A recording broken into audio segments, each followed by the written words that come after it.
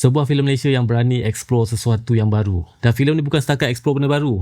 Dia berjaya execute dan jadikan filem ni satu filem yang menarik. Mikael, Pemburu Dua Alam. Filem yang dilakon oleh Datuk Remy Ishak, Norin Iman, Fabian Loh, Alisha Amin, Megat Syarizal dan ramai lagi. So filem ni dia mengisahkan tentang seorang inspektor bernama Inspektor Mikael. Dia boleh nampak benda-benda gaib dan dia ada kuasa supernatural lah. Kuasa untuk melawan jin-jin dan benda-benda gaib ni. Dan satu hari ada berlaku satu pembunuhan beramai-ramai. Korang bayangkan ada satu majlis perkahwinan. Tiba-tiba majlis perkahwinan ni dipenuhi dengan darah. Semua tetamu termasuk pengantin semuanya mati dibunuh. Dan bermula daripada kes ni, Inspektor Mikael diarahkan untuk pergi menyiasat. Apa punca berlakunya benda ni? So apa lagi, Inspektor Mikael ni pun pergilah ke kampung tu dan pergi cek lah, menyiasat lah apa yang patut. Dan bila dia siasat dan temui suspek ni telah dirasuk oleh satu jin jahat. Dan insiden tu antara bibit-bibit kepada satu insiden yang lebih besar, bencana yang lebih menakutkan.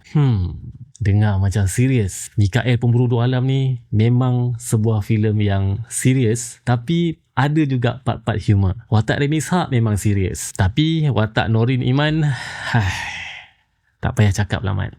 Berdekah aku gelak. Norin Iman dengan Fabian Loh ni, masuk air betul dalam filem ni. Berbeza dengan watak Remy Ishak, lebih cool, lebih serius. Dan benda ni bagi aku satu chemistry yang baik antara pelakon-pelakon ni. Di samping lakonan Alisha Amin, Megat Syarizal, dan ada juga Anas Rizwan dalam filem ni. Aku terkejut bila tengok opening scene dia. Memang sangat engaging. Dan banyak lagi benda-benda yang aku suka dalam filem ni, especially dia punya setup, set yang menarik, props dia, permainan lighting dia, camera work dia, dan fighting sequence dia pun quite nice. Dan ada juga penggunaan CGI dalam filem ni yang bagi aku nampak clean je. Dan aku patut respect dengan pengarah dia iaitu Zahid Omar dan penulis Juntan sebab berjaya explore sesuatu yang baru untuk filem ni. Dia macam Constantine, macam Rest in Peace Department, RIPD, macam Supernatural pun ada, tapi versi Malaysia. So kalau kau minat cerita yang konsep mistik, supernatural, ada elemen seram, elemen thriller, dan ada juga elemen komedi, filem ni korang memang tak boleh miss. Memang menarik. Filem lokal yang memang korang patut support. Filem tajuk Mikael, Pemburu Dua Alam. Dan macam biasa rating aku untuk filem ni, korang boleh tengok kat website Kotak Nyaman. Aku dah post rating aku semalam. Dan korang pun boleh bagi rating dan review untuk setiap filem ataupun series yang korang dah tonton,